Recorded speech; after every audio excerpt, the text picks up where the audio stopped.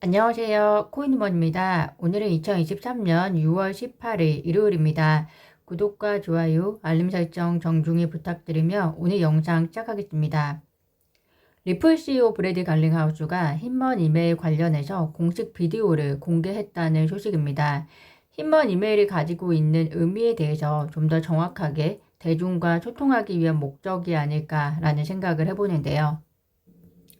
브래드 갈링하우스에 의하면 힘먼은 자산이 충분히 분산되어 있으면 증권이라고 언급을 했는데 SEC 내부 직원들은 이러한 새로운 요인들이 대중들을 더 혼란스럽게 할 수 있다고 경고했음에도 불구하고 힘먼은 이러한 경고들을 무시했다라고 이야기를 하고 있고요.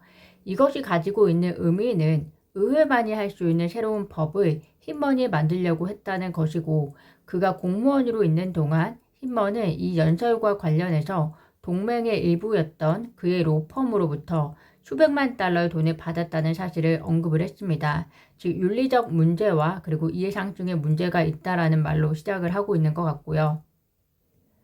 또한 브래디 갈링하우스에 의하면 SEC는 그들의 지침에 대해서 거짓말을 일삼고 있다라고 하는데요.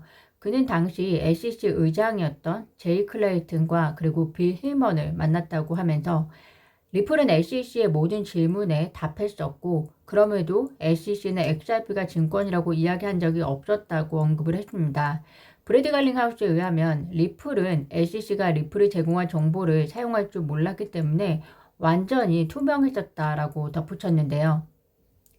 이러한 일이 있은 후에 SEC가 리플에게 증권법 위반으로 고소할 계획을 밝히면서 웰시 노티스를 보냈고 여전히 SEC는 구체적인 지침을 제공하기를 거부하고 있다라고 강조했는데요.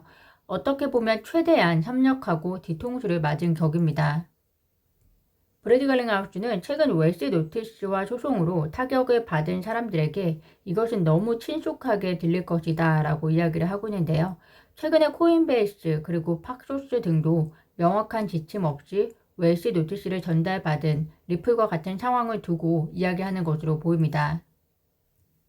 브래디 갈링하우스에 의하면 SEC가 브래디 갈링하우스와 크리스 라센도 각각 기소를 했는데 그 이유가 브래디 갈링하우스와 크리스 라센은 XRP가 증권이었음을 알았어야 한다라고 주장하고 있는데 힘먼 문서가 공개되면서 대중도 이제는 SEC조차도 증권이 무엇인지에 대해서 알지도 못하고 지침을 줄 수도 없는 상황이라는 것을 알게 되었다라고 이야기를 하고 있습니다.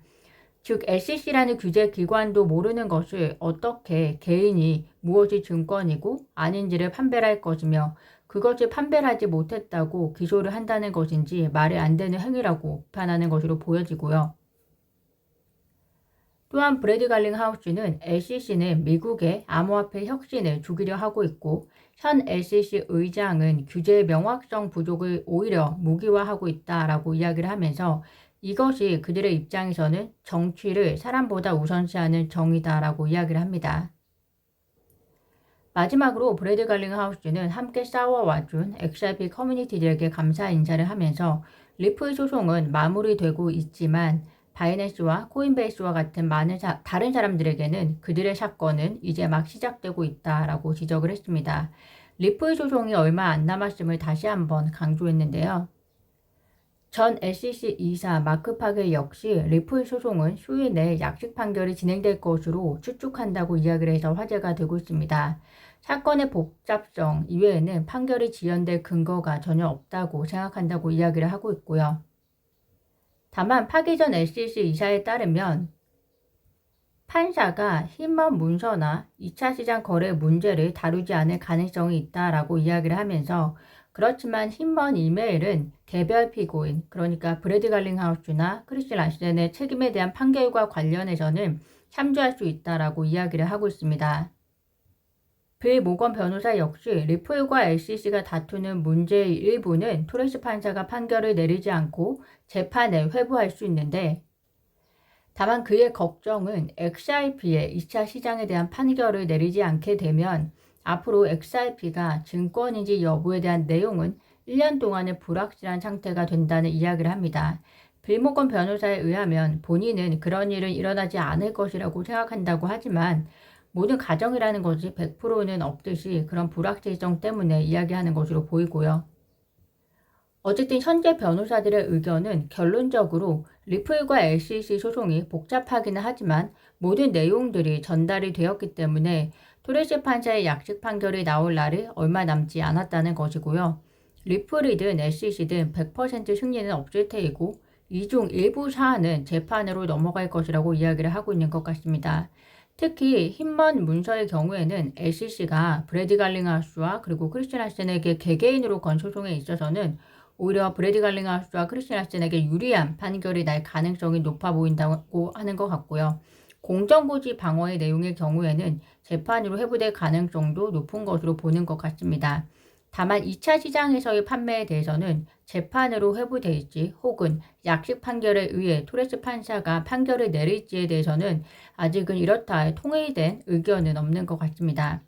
XRP 투자자 입장에서는 사실 딱 하나 중요한 것이 바로 2차 시장에서의 XRP 거래가 증권이 아님을 토레스 판사가 판결하는 것인데요.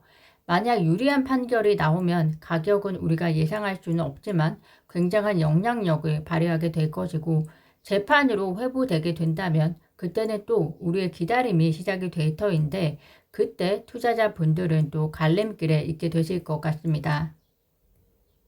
최근 미국 금융당국으로부터 기소당한 바이낸스가 미국 법인 바이낸스 US에 대해서는 자산 동결 위기에서 벗어났다는 소식입니다. 결과적으로 바이낸스 US는 자산 동결과 그로 인한 영업 중단은 피하게 되었는데요. 대신에 SEC의 강력한 관리 감독을 받기로 했다는 소식입니다. 이용자를 대상으로 거래 지원, 예치, 자산 보관 등의 서비스를 제공함에 따라 보유하게 되는 모든 자산을 미국 내에서 관리하기로 합의하고 또 관련 정보들도 SEC에 제공하기로 했다고 하고요. 그 외에도 여러 조건들이 있었지만 그 중에 창펑자오 CEO가 소유하고 있거나 또는 통제권이 있는 회사가 바이낸스 US의 자산에 접근할 수 없게 해야 한다는 조건도 포함이 됐다고 합니다. 참고해 주시면 좋을 것 같습니다.